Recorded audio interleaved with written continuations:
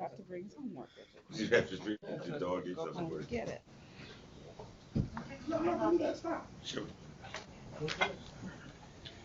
Good morning. Good morning. We now call the meeting to order of the Harlem Community Development Corporation for today being Tuesday, August 7, 2015. I'd like to note that for the record, this meeting is being webcast.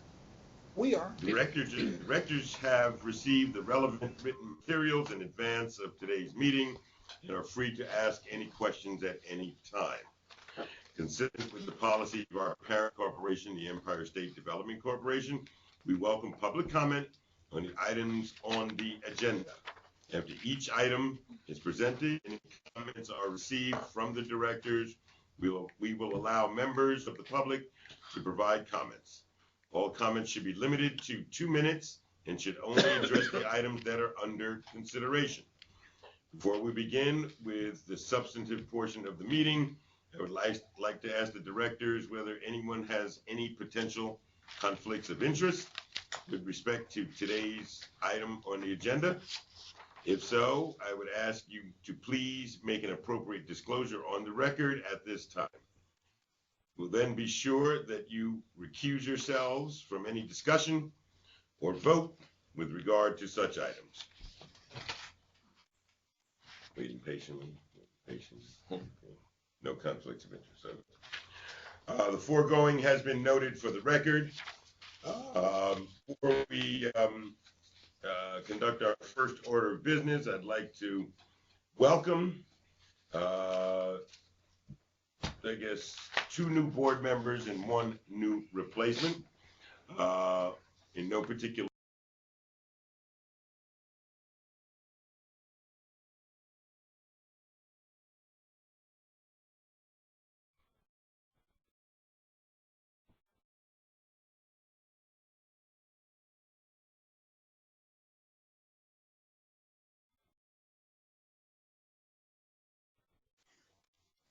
technology is We're back on, sir. may we proceed? Yes, sir. Oh, okay. Our next new board member, we have Mr. Holly Drakeford, who is a new board member, and we welcome him, and his participation is much anticipated as well. Welcome, Mr. Drakeford. And we also have, representing Senator Jose Serrano, we have Fahana Hassan. Mispronounced. No, it's her. She's not. She couldn't make it. Oh.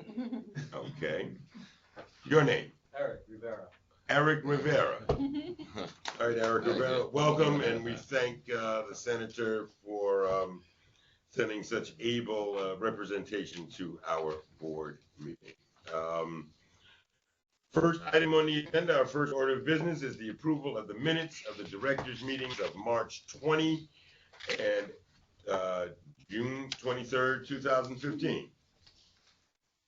I presume that we've all had a chance to look at those minutes, and I would be more than happy to entertain a motion for approval. So moved. Are there any seconds? Any seconds? Second. All those in favor? Any opposed? Any abstentions? Okay. I will now ask, so that is passed. So I'll now ask Ms. Eunice Jackson to present the request for authorization to enter into a new contract for legal services with Phillips Lytell with the Gibson firm as a subcontractor and to take related items thereto. Good morning. Morning. The directors are asked to authorize entering into a contract for legal services in connection with the Victoria Theater Land Use Improvement and Civic Project, which I will refer to as the project.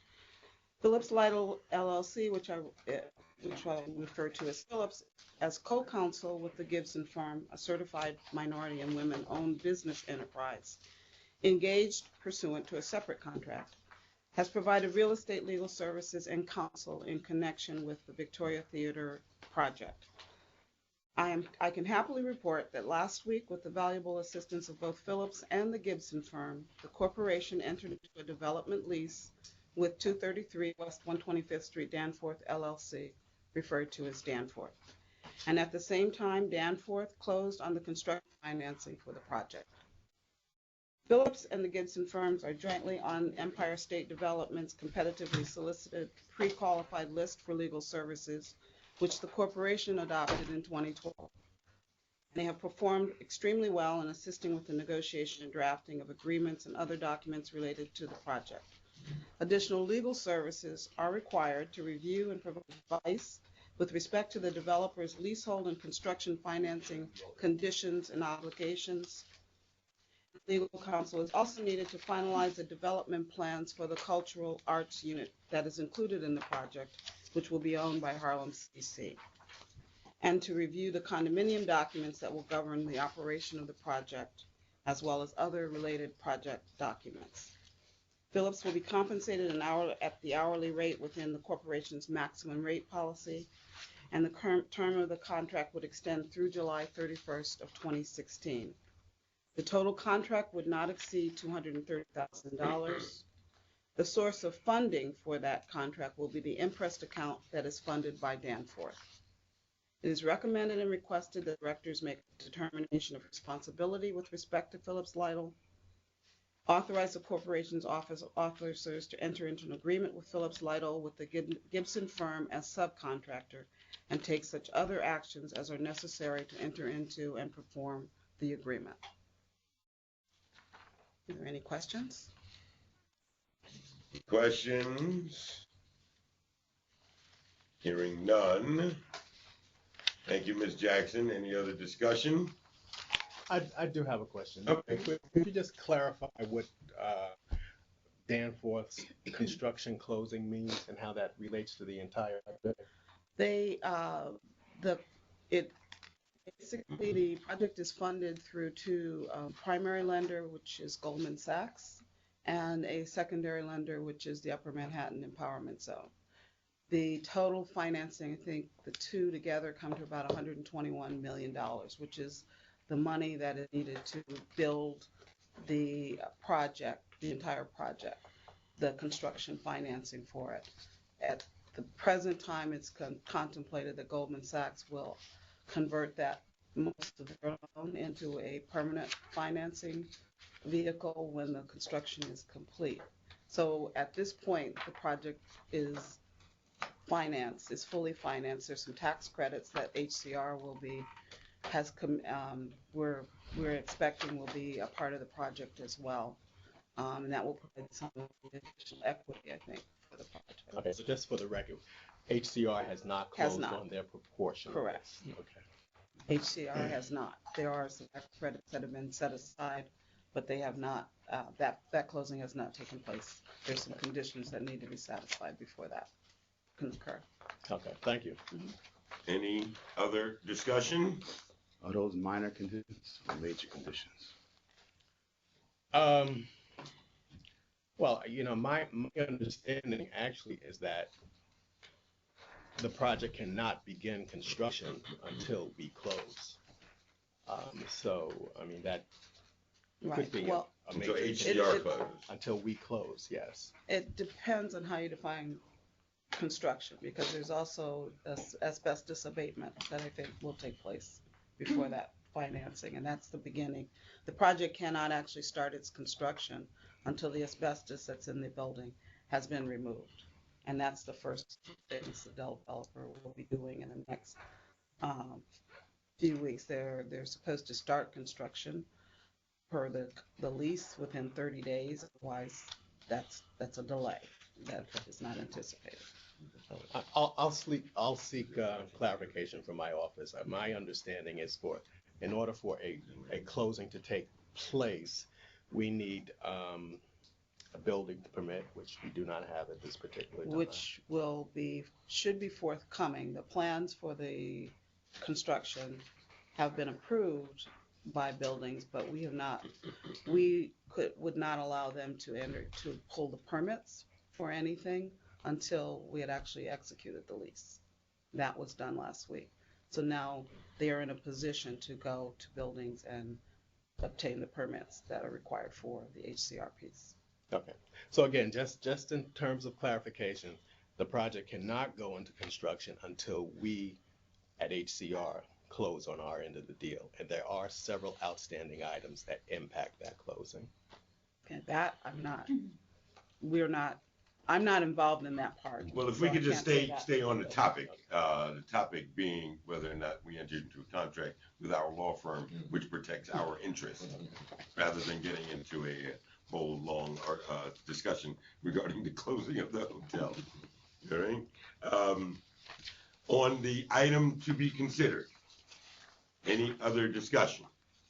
The item to be considered, again, authorization to enter into a contract for legal services with the law firm of Phillips Lytle LLP and the Gibson firm as subcontractor.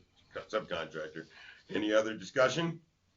Be more than happy to entertain a motion. Motion to, I'll go approve, Lighto. Is there a second? I'll second. Second, thank you, Mr. Drakeford. All those in favor? Aye. Any opposed? Any abstentions? Thank you. I will now ask Ms. Jackson to present the request to amend the resolution adopted on June 23, 2005 regarding the Victoria Theater redevelopment project. Okay. Operator manager of the cultural arts component. Ms. Jackson. On June 23rd, the board approved a resolution conditionally designating the Apollo Theater Foundation as the operator of the cultural unit. In the actual resolution language itself, the caption was accurate. The resolution read authorizing the corporation to enter into negotiations for the lease operating agreement, when in fact the caption and the board materials was, and what I believe the directors intended to vote on, was an authorization to enter into negotiations and enter into a lease operating agreement. So the body of the resolution has been amended to reflect what the materials said and what the cap.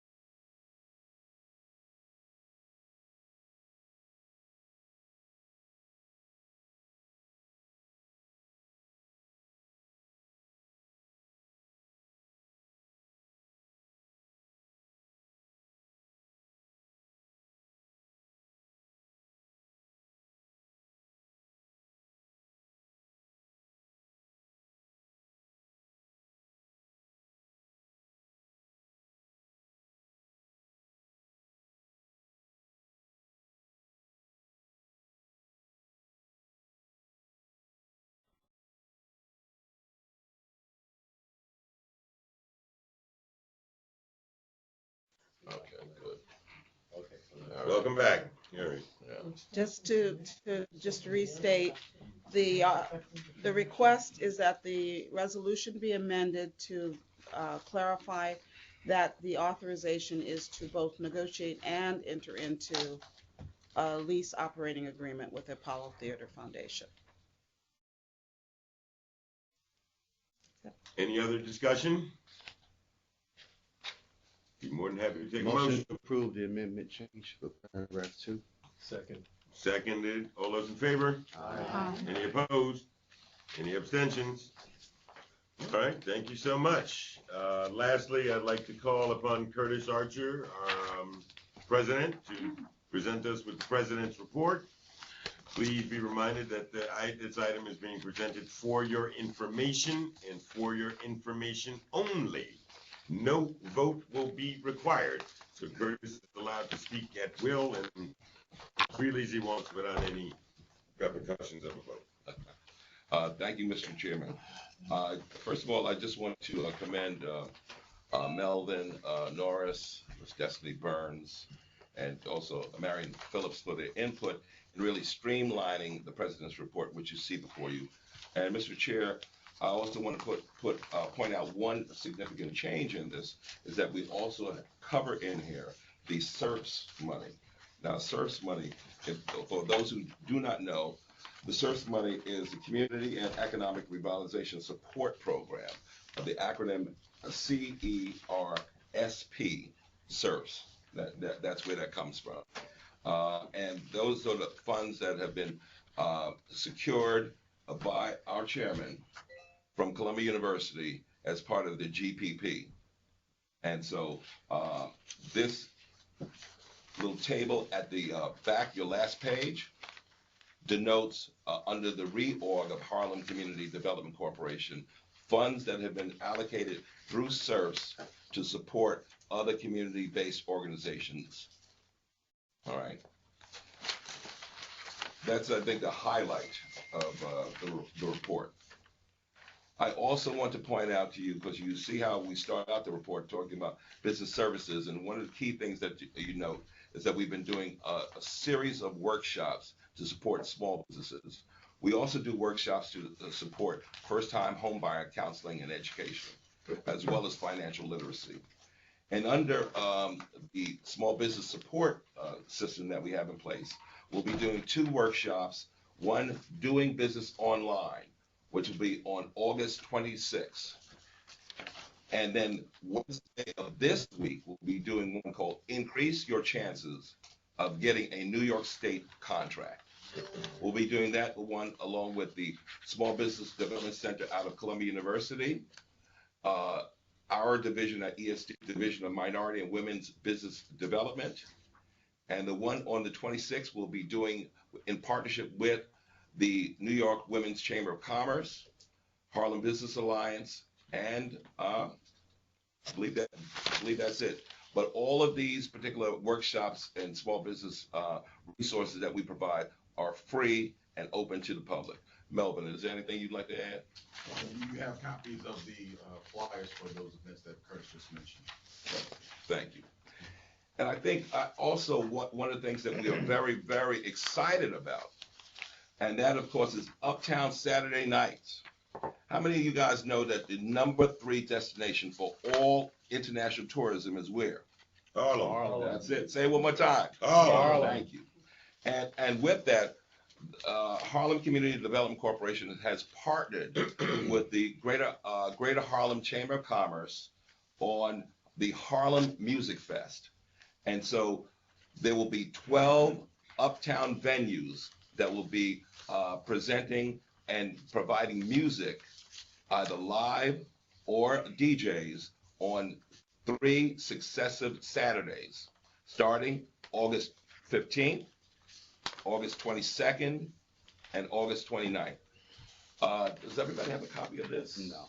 Not yet. Okay. We're going to make sure that you guys all get a copy of this flyer that I'm holding in my hand. That list of venues from Sylvia's, Amor Cubano, Showman's, Londell's, Silvana, Dinosaur Barbecue, Shrine World Music Venue, Gin Fizz, Nabe, Harlem Underground, Minton's Jazz Club, Jenny's Supper Club, and finally, Harlem Besame.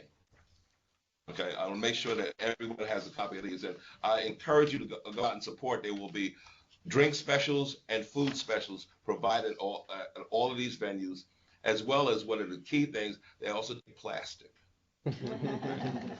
So, Thank you, Mr. President. Thank you for that comprehensive report. Any new business? Any old business? Of course, after no new business, no old business, what Motion comes to next? adjourn. Oh, second? I'll second. All those in favor? Aye. Yeah, so approved. Thank you, thank you, thank you. Thank you for seeing